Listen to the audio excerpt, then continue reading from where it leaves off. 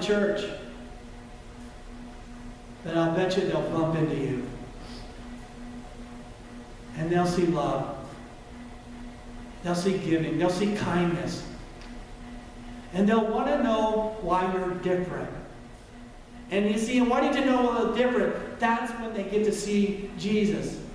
And although they've never heard or read about Jesus, they find the Jesus in you, and they want to know more. I've never argued anyone into the faith. And probably neither of you. But I bet you love people in the faith. Faithfulness. Faithfulness is God's timing. God calls us to be faithful, not successful. Now I know some of you, it's my 4th year here, and I know some of you in this room have been wildly successful. Some of you are successful even today. But I want you to know this. God calls you to be faithful rather than successful. Now, if you have the privilege of being both faithful and successful, then you are blessed by God. Keep doing it. How many of you remember a person named Mother Teresa? How faithful was she? She was amazingly faithful. Was she the CEO of a large company? No. Was she a well-known politician? No. Was she a millionaire or billionaire that we saw on television? No. But this faithful woman of God taught us about the sanctity of life and serving the poor around the world. She was faithful.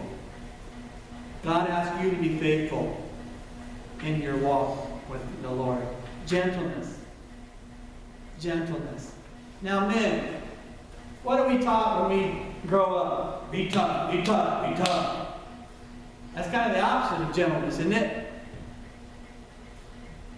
But God calls us men to be gentle. There is such strength in gentleness, man. There's nothing so strong as gentleness, and nothing as gentle as real strength. Some of you have read Max Lucado's book, a Christian writer. He's one of the most prolific writers of today. And he has a beautiful quote about gentleness. Here's what he said. I choose gentleness in my life. Nothing is won by force. So I choose to be gentle. If I raise my voice, may it be done in praise to God. If I clench my fist, may it be done in prayer. If I make a demand, may that demand be made upon myself and not the other person. That's gentleness. And gentleness leads us right into the next one, which is the most difficult.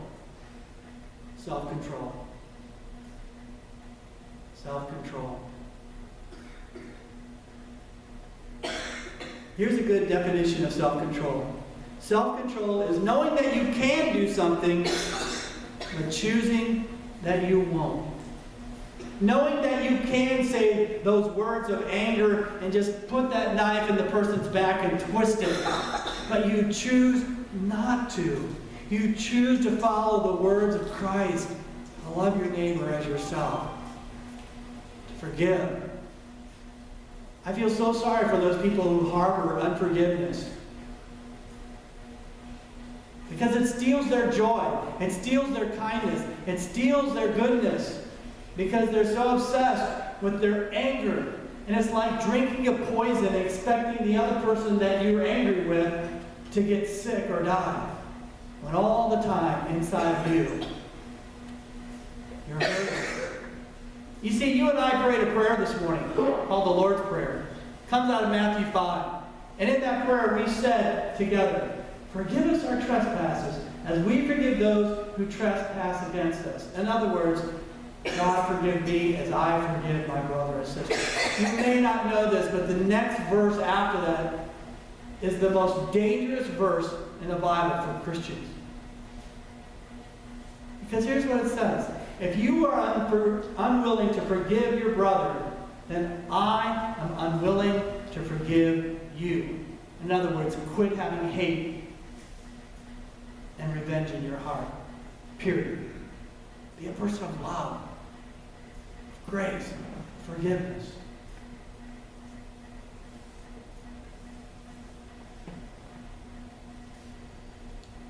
I have a business card. Some of you have received my business card.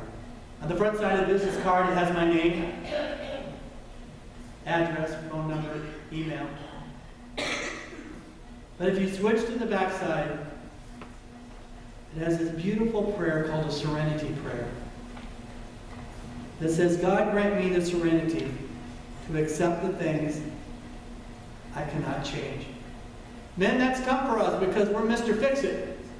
We want to fix things, but there are some things that cannot be fixed. And to be able to have self-control, to know what needs to be left alone, and then the courage to change the things I can,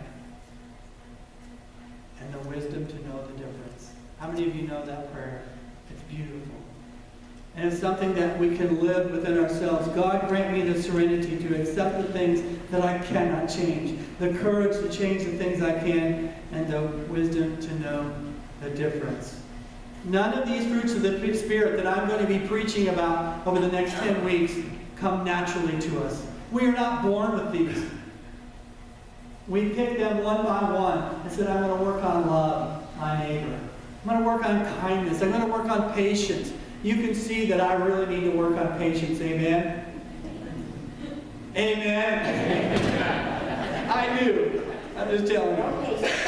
Okay. But each fruit of the Spirit is a choice. It's a choice. That you wake up in the morning and say, I'm going to be a person of joy, of love, of peace. Let us pray. Lord, help us to live out the fruits of the Spirit every day of our lives. May we be people of strong character. Amen. Our final hymn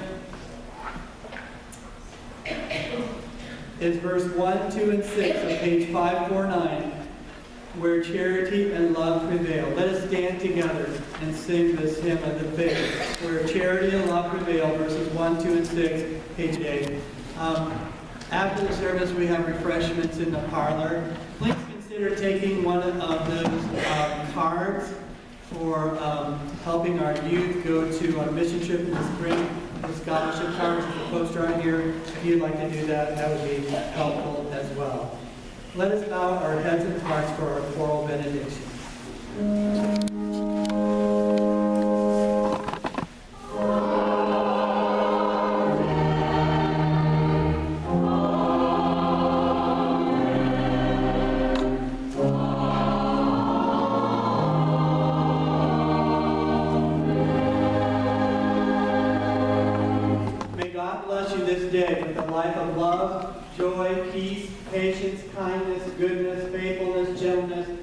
Self-control. And may God bless us all until we meet again. And all God's people said, Amen. God bless you all. Have a great week.